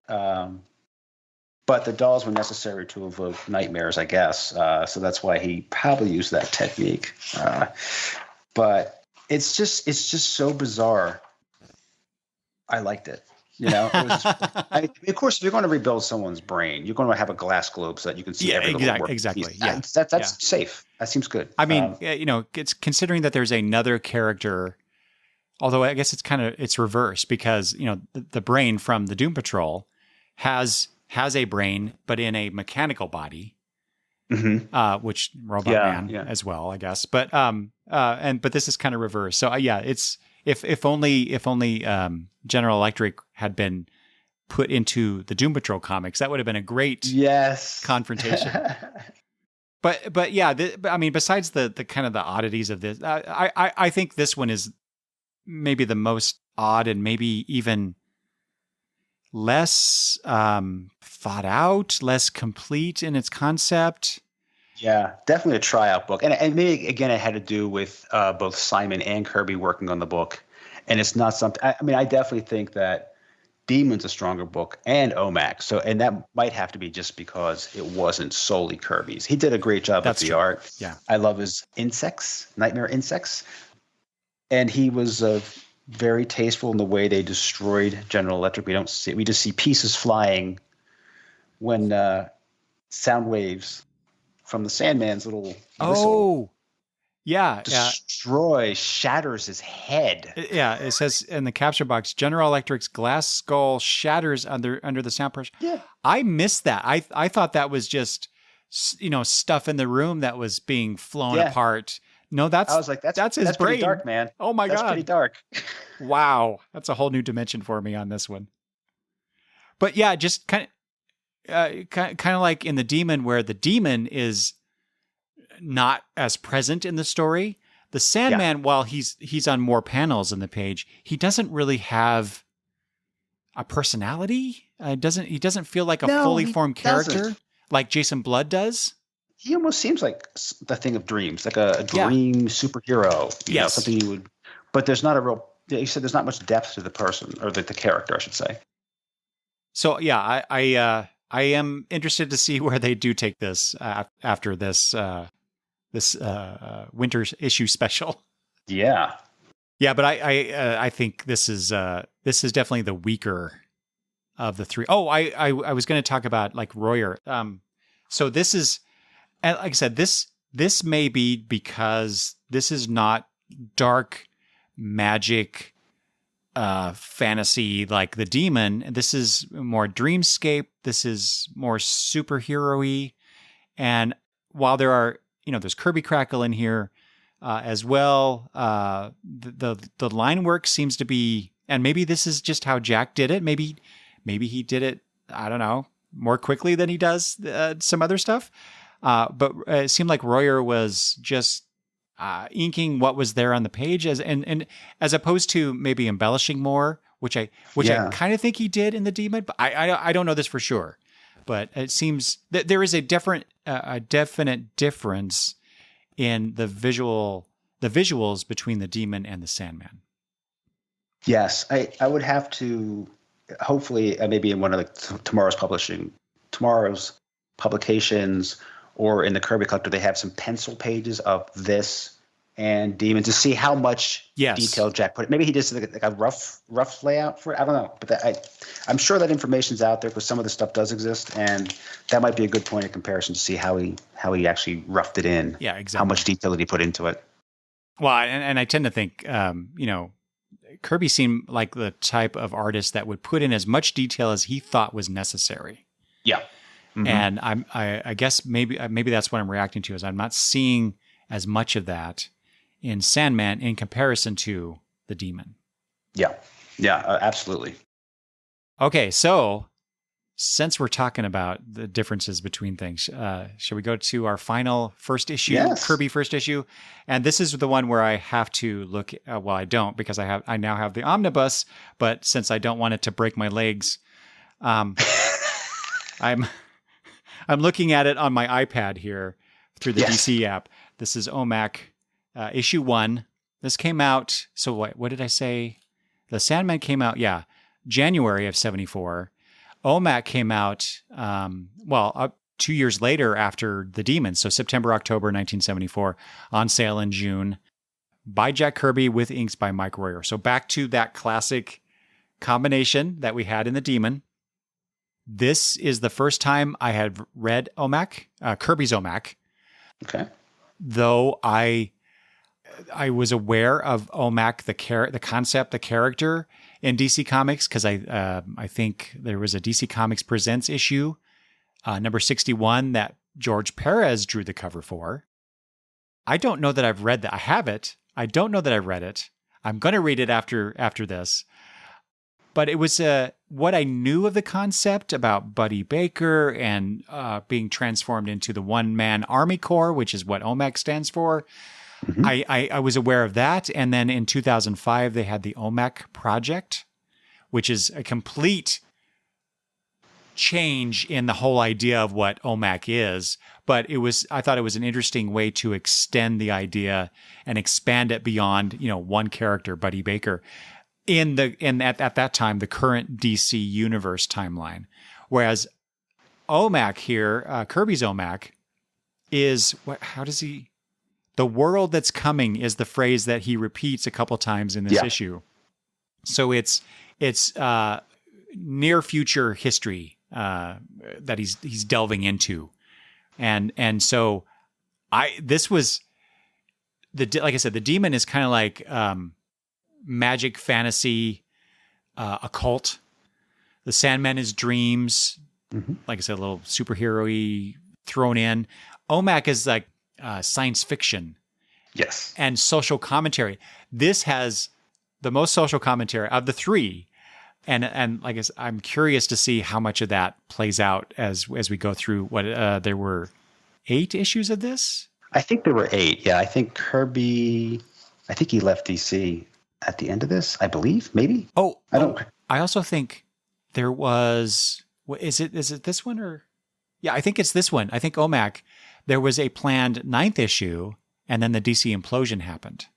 Okay, because I did read the series, and I do remember the ending seemed very abrupt. Yeah, and so they threw that into the canceled comics cavalcade. Is that the right title? Yeah. I think I have that. I think they reprinted it in this omnibus I have. So I very much look forward to that. Oh yeah. But yeah, this. Okay, I want to make a comparison here. So we talked about the covers of the other 2 issues, right? With the main character jumping out at us, right? This one did. I was curious how you took this, because this is not that. No. This is your main character OMAC, and granted, there's a lot of text on a lot of big text on OMAC's first issue cover. Are you ready for OMAC? One-man army, ? A startling look into the world that's coming. Oh, it was on the cover. I didn't need to turn to the page. And then a very small, very dinky drawing of OMAC in the background throwing one of the Build-A-Friend boxes at us. Yes. What? With a white background. Nothing in the back. What? I guess the social commentary is starting there. He wants that to grab your attention first. This Build-A-Friend, which is basically a sinister Build-A-Bear. That's right. No relation. We find out that this Build-A-Friend in the box is someone, and you don't notice at the beginning because they start where the action's already taken place, and then we go back and learn about Buddy Baker and how he became OMAC, which is a really cool way of doing this, because the other books didn't do that. Yeah, exactly. And not only that, but that is a storytelling technique that we see all the time in television series, especially. Mm-hmm. Start with a scene, and then we'll even sometimes get a caption like 24 hours earlier or 2 hours or whatever, and then the rest of the episode is building up to that, and then whatever the climax and resolution is, right? I don't know how television programs back then. This is 1974. Again, I'm 5. So no, not. Yeah. I'm a little older, but so I wasn't watching a whole lot of television besides Saturday morning cartoons at that time, right? So I don't know. Was that a prevalent storytelling technique then that he was utilizing, or was he ahead of his time? Is basically the question I'm wanting to ask here. I don't know about television so much. They would do it with a few movies, but most of the series were very linear. Straightforward, I do right? know. Yeah, straightforward. Now, Marvel did do some of that where they would show you the action and then say, here's why, this is how it started. Yeah. They did that around that time period. Okay, but, so maybe. Jack does it very, Yeah, he's used to that storytelling technique. And so, okay, yeah. But I thought that was a great way to get us, into. Okay, well, let's back up just one half step, because that first page, you open the book up, that first page, and you see the Build-A-Friend, and it's like this. You've got a face in the middle, hands like a mannequin. It's like pieces to a mannequin, but it's talking to us. Yeah, it's the most bizarre creation. This is something that should have been in the Sandman, because this is something out of nightmares in one sense. And he's shouting, although we don't realize it's him until we turn the page, Lila, Lila. So it's like, wait, was she alive at one point? is she a robot? What is this? And then you see the fabulous 2-page spread that Kirby does. And just to compare, same situation with the demon. We get a splash page, and then you turn it, and it's a double splash. Same setup. Yep. Because after all, this is Jack's book, unlike Sandman, which was a co-production. Right. This is how he wants to tell the story, to have as much impact in those first few pages. Oh, yeah. I mean, this is just from the Build-A-Friend stuff, and OMAC's suddenly there. You have no idea why, but he's going to destroy it all because he declares it very loudly. Yeah, and I had the same thought too. It's like, were these actual women that were transformed into this? Or are these duplicates of these women? Yeah. It's not clear. So it pulls you in. You want to know more. You want to know, how did they wind up in that predicament? And why does he have to destroy them? Other than it seems like a horrendous thing to do. But what we find out as we go along, as we go back to his origin later on, we go several pages in just to see him wreaking havoc and destruction upon that whole operation that has these Build-A-Friends. Then we back up to how things started. Right. With what is this called? The Global Peace Agency. Yeah, right there. Okay. The GPA, they have determined that Buddy Blank is the perfect candidate for Project OMAC, whatever that is. Mm-hmm. We will find out later, but there's the, did they name it in the first 7 pages? Brother Eye, the satellite Brother Eye. And so this is where we get that classic concept of what OMAC is, where Buddy Blank, I mean, how on the nose can you get with a name like Blank? Yeah, right. It's almost like a Stan Lee type name with the alliteration Buddy Blank. So, but then again, yeah, he's going to be a tabula rasa and become this OMAC. I just want to back up just real quick for a second. That first scene where we see OMAC and he's addressing Lila, whom we do meet here in a bit. Buddy meets Lila or talks with Lila, right? But again, going back to the social commentary, OMAC is leaning down, talking to Lila, really kind of soliloquying. Is that a word? Where does humanity stop and technology begin? We no longer know, Lila. I'm no longer who I was, and you and all these other things must be destroyed. We don't know why they must be destroyed. And what does that have to do with humanity and technology? And then, then we get Buddy Blank and Brother Eye, a satellite, it's technology transforming OMAC. So it seems counterintuitive at that point. Yeah, it's a good point. Is some technology okay and others aren't, depending on who's producing it and why? What's the purpose for it? I that's where I was kind of like with Sandman. It's kind of like what's the point of this? And it's not made clear to me in this first issue. Yeah. The way I took it when I read this was that they were creating these Build-A-Friends really to become assassins. Mm-hmm. Which is cool concept, kind of James Bondy type situation. But who are they assassinating, and to what end will this be? I say they're. Yeah, I mean these aren't like villains that they're assassinating or assassinating. They're just. It seems like they have very evil plans, and that's why he has to destroy them. So his technology is going to be used apparently to fight for good. But in anybody's hands, it can go sideways. It could become used for evil. So yeah. Does that ever play out? And I don't know. Like I said, is this 8? This is 8 issues, right? I believe it's about 8. Yeah. Yeah. So maybe we didn't get to that. Yeah. In those 8 issues or 8+ issues. Something else I thought was interesting in the beginning, when we go back to the past where he was going to become OMAC, that there are these representatives of, what do we call them? The GPA. Mm-hmm. And they have this spray on their faces so they all look the same. But that way you wouldn't know what nationality they were. So talk about putting everybody on an even playing field. Mm-hmm. There's no racism, no bias or anything based on appearance because they all look the same. Right. Yeah, and like you said, they have, well, oh boy, what's his name? The professor or... Professor Myron Forrest. Exactly. So even though we see his face, Yeah. yeah, he says, you peace agents do a fine job. Too bad you hide your faces with cosmetic spray.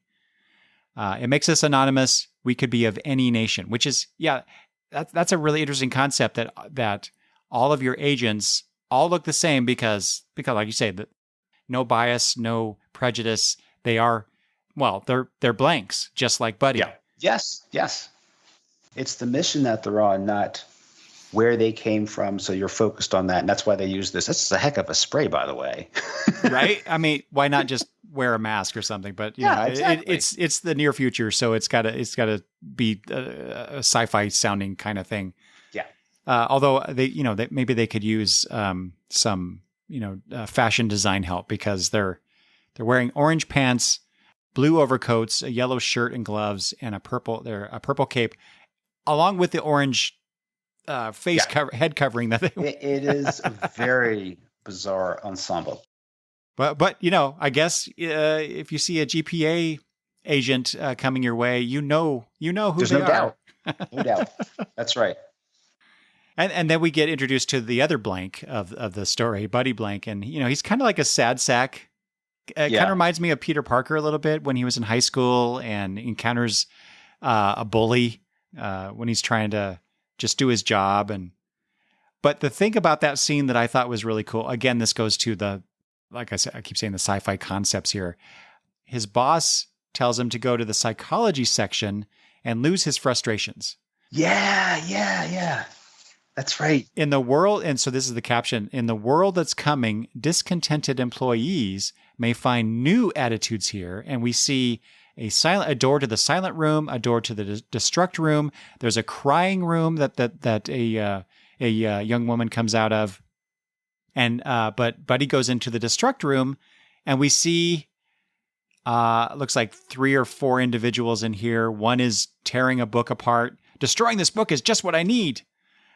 He has a mallet and he's bashing a dummy's head in. Yeah. Somebody's has a knife and assume is stabbing another dummy.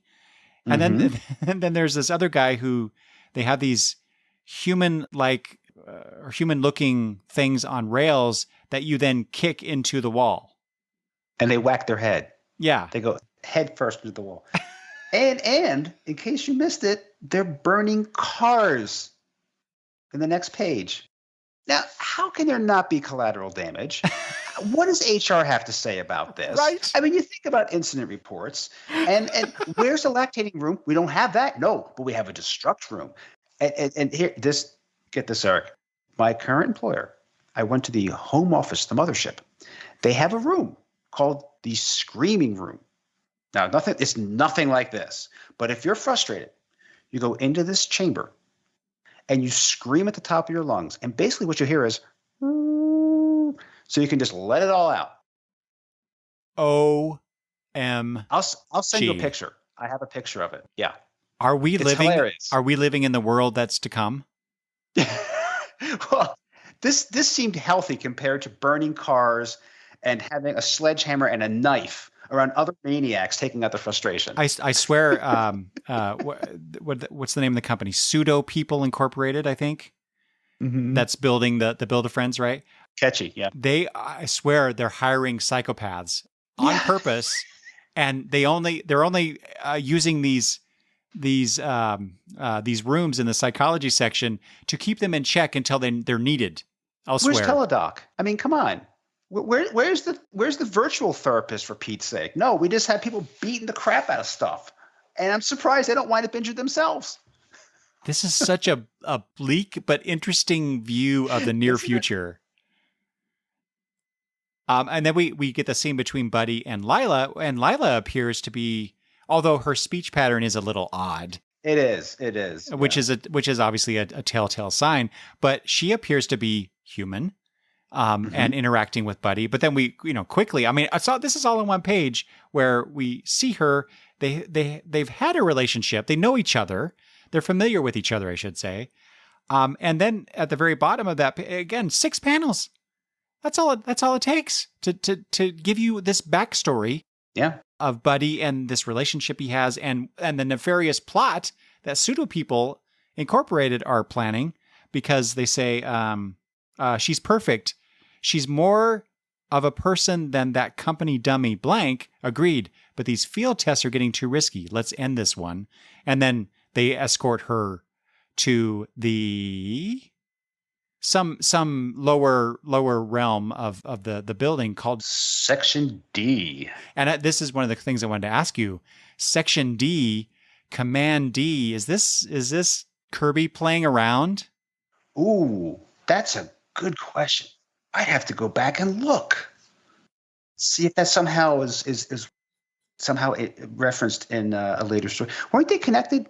Wait, I think I'm digging from memory. I'm not like doing the Google stuff. There wasn't Commandy and OMAC connected somehow. I believe they are. Their history. Yes. Later that was some later creator at DC was able to make some sort of connection there. They read that panel and said, "Hey, boss, I got an idea." That's what I'm wondering. Yeah. In fact, so this is from Wikipedia. I grabbed this from there. During Kirby's run on Commandy, Steve Sherman indicated in the letters column that the series was connected to Kirby's contemporary OMAC series, which was set sometime prior to the Great Disaster.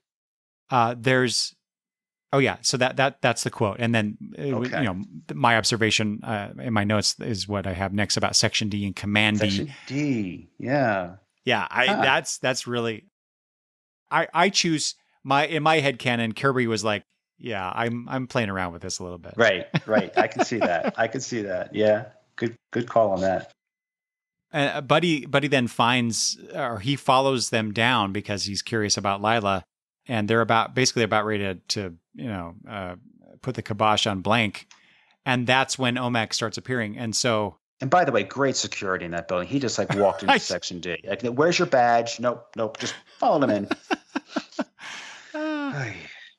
So he starts getting transformed into OMAC. Let's see. Where it's, here we go. This is the bottom of page 15. As they're watching, so they see this eye form on Buddy's chest. He's being almost, it looks like he's almost being consumed by fire. Mm-hmm. And one of the guys, the bad guys there, is I've heard some talk about how this is happening. Electronic surgery. Yes. A computer hormone operation done by remote control. It's like, what? This is just so out there. It's really out there, yeah. And yet, you look around and in the last, I'll say 20 years, people, there's this, I think he's a professor. He's sticking computerized parts into his body to become more of a cyborg type thing, just testing out the capabilities of the technology and biology. And so it's like, this was, like I said, this is within the last 10, 15, maybe 20 years. And yet this was 40 years ago. Yeah. It's just, sci-fi ideas are, they're out there. It's probably not the first time that something like this was talked about, but it's just so much fun to see things that are like you were saying earlier, things that haven't really changed all that much. Yeah. Like I said, we are now living in the world to come. That's right. And then at this point now we're back to where the story started. And I think, that's it. He destroys it. OMAC lives so that man may live. It's interesting that OMAC has a mohawk. And mohawks, I don't know. I don't think that was quite part of the punk scene yet. But I don't know. Like someone remarks that he looks like Ares, the god of war, I believe. Oh. Did somebody say that? And I'm wondering if that mohawk might harken back to a statue or image of the god of war having that appearance, like a helmet. Yes, that totally works. But he must be like the first superhero with a mohawk. I can't think of anybody else. And we got again a distinctive costume. It's mostly blue with orange and some yellow gloves. But that mohawk is probably the most distinctive thing. Well, with the eye on the chest and the mohawk, right? Yeah, that is OMAC. So, what? Like I said, I brought up the idea. The technology. Some of it's good, some of it's bad, depending on who's saying it, I guess. But Yeah. Brother Eye is there to help. And is there a panel in here where Brother Eye actually talks to him? No, I don't think so. I think it's earlier where. Yeah, it says, I shall always help you. We are linked by the eye symbol on your chest. We are like brothers. Yeah. Okay. Yes. So at the very end, he does. So that's what reminded me of that professor. It's like, the technology, and we're going to be as close as, brothers, or, be one. But what was Kirby's point in this? Was this a commentary on the advances in technology or social norms changing so quickly? Yeah. And this is, he distilled it all down into this kind of weird future timeline thing of humanity losing its humanity. Kirby does have an essay in the back of this issue, the original issue. Oh, see, I don't get that in my digital version of this. Yeah. I didn't take notes on this, but it does say, read OMAC. It may give you a view of humanity on the razor's edge of bigger things. Will they be enlightening or frightening? Okay. If fantasy can become fact, what kind of man will it take to contend with the world that's coming? Will we have to accelerate our own capacities in order to survive? You mean like smartphones? Because if you don't, well, but he's right. If we don't have smartphones, like, how do you do your job? Like, I could say, oh, I don't like those things. Well, guess what? I probably wouldn't be able to do my job. Yeah. I would be a dinosaur. I would not be in communication with people. I would be able to respond as quickly. If you don't adopt those things, adopt and adapt, you're toast. Mm-hmm. Will we mature in intellect and minimize our physical deficiencies? Can we make our full potential a practicality? The problem we have also is getting our moral system to catch up with the technology, because we can do things, but we don't think about the consequences of those things. And in this, one of the things they show is this Build-A-Friend that they can field test and does it pass as a real human. We have that problem today. Not so much with robots, but go back even just 10 years, deep fakes. Those videos that they look real, but the technology is so good that they can use somebody else's words, mannerisms, and create a fake video of somebody saying something. Right. And now AI. We have the chat. What is it? GPT? Is that what they call it? That thing the kids are doing nowadays. This is, we are in the world of tomorrow now, and these things are happening very quickly, and we're still trying to figure them out. What is machine learning? When does a machine truly learn? Do they have any kind of consciousness? Mm-hmm. What makes it different? What, because it's not wet biology? Does it not have any does it have any rights? Can it be self-directing? Right now it's only what we teach them. Yeah. And they can process things faster than we can. But with these things, to me, like the deep fakes and the chat GPT, we're twisting reality. We're not sure what's real and what's not. We're not sure what's the product of human ingenuity, of an actual human doing something, or is it a machine doing it? Is someone not doing their job and having chat GPT knock things out for them? Right. Because I'll tell you right now, where I work, I'm not allowed. We don't touch those things. We do not use those things. That's like, nope, not doing that. But those are the things I feel like we're not dealing with the things that OMAC was dealing with in the future. But to me, these things are even more disturbing. Yes.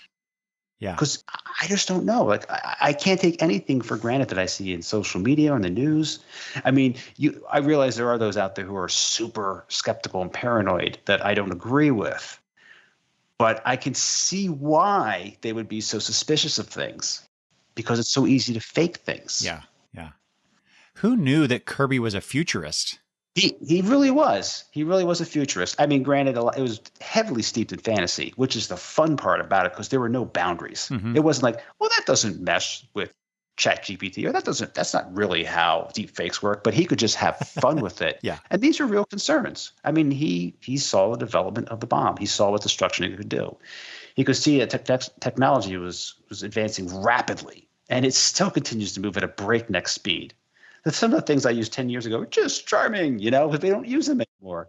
I had an event, and I played the playlist from my old iPod. And one of the guys was like, well, that's pretty old. I'm like, yeah, I still use it for things like this rather than my phone. But that now is quaint, and that was cutting edge technology like 20 years ago, 15 years ago. It's crazy. I had no idea what we would end up talking about, and this has been so much fun to go over this stuff with you. It's fun. I don't get a chance to talk comics very often. I talk at my wife about comics, and she goes, Yeah, right. Do you know what that means? Yeah, whatever. But she's polite. She will indulge me. She said, after your call with Eric, you can talk about it with me. I'm like, really? That's very nice of you. But I've had a great time. This is the technology at its best. Yeah, that's true. Across the miles, we can share something, and just have fun. I've had a lot of fun, and now others who listen to it can have fun too, because I'm sure they can relate to a lot of the things you talked about. Hopefully, anyway. So this is technology that OMAC would not destroy, I hope. No, I hope not. So just to kind of wrap up our discussion of these 3 issues, you've said you've read all of the issues of these series. Is that right? OMAC, I have. Let's see. Demon, I have. Sandman, I have not. Okay. So that your answer will be a little biased because you have some familiarity with the other 2. But if like me, so the question I had was, would you, based on what you just read, would you read on? Are you that engaged with it, or maybe you can answer it in terms of having read this stuff? What kind of a ride? What kind of or how much enjoyment do you think I'm going to get out of moving forward with the Demon and OMAC especially? Yeah, Sandman, I probably would not have continued on with that because it just seemed a little less Kirby. Because Simon's also working on this, it isn't quite what I expect from him. The other 2, Demon, I would definitely want to know where things were going. And my recollection of reading the whole series, I enjoyed the whole series. I mean, every issue, it just got better and better. So I really enjoyed it. OMAC is a wild ride. It's more, of course, it's sci-fi. I did enjoy that series too. It didn't stick with me as much. I know some people love OMAC. Didn't stick with me as much as the Demon did. If I have to, that's my favorite of these. That's the one I liked it all the way through. OMAC I did like too. It's some more crazy Kirby stuff, but I would have to say I would prefer Commandy over OMAC if I were picking my favorite Kirbys. If I were to go on reading, like say I read the first issue of Commandy, I would say, I want to keep going with this. OMAC, I'm like, yeah, okay. But not so much. It didn't really pull me as much as I think Jack wanted to pull people in. Yeah. Maybe that one feels a little more preachy, a little more messaging in there, Jack, whereas the Demon is just more kind of fun. Fantasy story. Fantasy. Yeah. So I think that's why I would want to continue reading that particular book. And also the aesthetics, too, of the Demon leaping off the cover. And this one seems like, I don't know, maybe this is more serious sci-fi. We're going to be talking about some heavier topics. Yeah, I agree with you. The Demon definitely is the one I'm most looking forward to now. Even though heading into this, I was thinking I was more interested in Sandman, but like I said before, based on what I'd read of it in other titles, other storytelling. But yeah, now it's like I can't wait to get into Demon, and I'm thinking maybe I should read Sandman first, then OMAC, and then kind of like a nice dessert to the whole thing. Read the Demon. So maybe I'll approach it that way. So you can't go wrong with any of them, but that is my preference, and I think that if I go back to that time, the 10-year-old me probably would say, "Oh, I want to keep reading the Demon." That would have been my choice back then. I think so. If I were reading DC books back then, yeah. Given that I have a more, or I'm intrigued more by science fiction type things, I think I would have wanted to read OMAC initially, but who knows now? Like I said, 40 years later, we're into this situation, and I'm coming at it that much later. Yeah, as a new reader, though. So so I like I said, I can't wait to dive into this. And of course, there's so much more. Like we talked about before. You mentioned Commandy. Oh yeah, the New God stuff, Forever People. Mr. Miracle. The Losers. Right. Yep. Mm-hmm. Yeah. Mm-hmm. Yeah, so there's a lot out there. I'm just starting, like I said, to get into some of the loser stuff. I don't have the whole run, but I'm seeking them out. Maybe after this, after we get done recording here, I'll look at my omnibus real quick and see if it's in there, what issues they have there, and then we could compare notes maybe. Okay. Thank you so much for coming on here. Thank you. I really appreciate it. Like I said, this was a long time coming. I apologize about that, but I had so much fun talking Kirby with you, and hopefully we can do that again sometime in the near future. The future, the future, the world to come, or whatever, however you put that. That's right. In the future. Well, thank you for being so generous with your time. It flew by. It always says when you're having a great time. And tying back into Kirby, this is like build a friend, but a real friend. And I appreciate the time that we spent building that friendship and sharing our joy and love of comics and Kirby. Yes, exactly. Well put, and I think that says about all, doesn't it? Except, are there ways for people, in case that this is maybe the first time that they have heard you, because they obviously have missed out on the great interview podcast that you used to do, Creator Talks. So, is there a way online they can maybe respond? Yeah, I mean, if they want to tweet me or Instagram or whatever, it's at Creator Talks Pod. That still exists. I haven't changed it. I left it. I think I still have creatortalks@gmail.com if you want to email me with something lengthier. If this is the first time you've heard me, thank you, and I'm sorry. No. And I think that's really about it. I welcome comments and ideas, suggestions. If you want me to do something someday, say, well, Chris, I think you ought to get back to it and do this. But I gave you some, if I ever do, that's what I would do. I have too much fun doing this with you, Eric. But yeah, that's it. All right. Well, I'll include links to these things in the show notes as well, because I definitely want people to, at the very least, to go listen to Creator Talks and the 243 episodes of great conversations you have with creators and other people as well.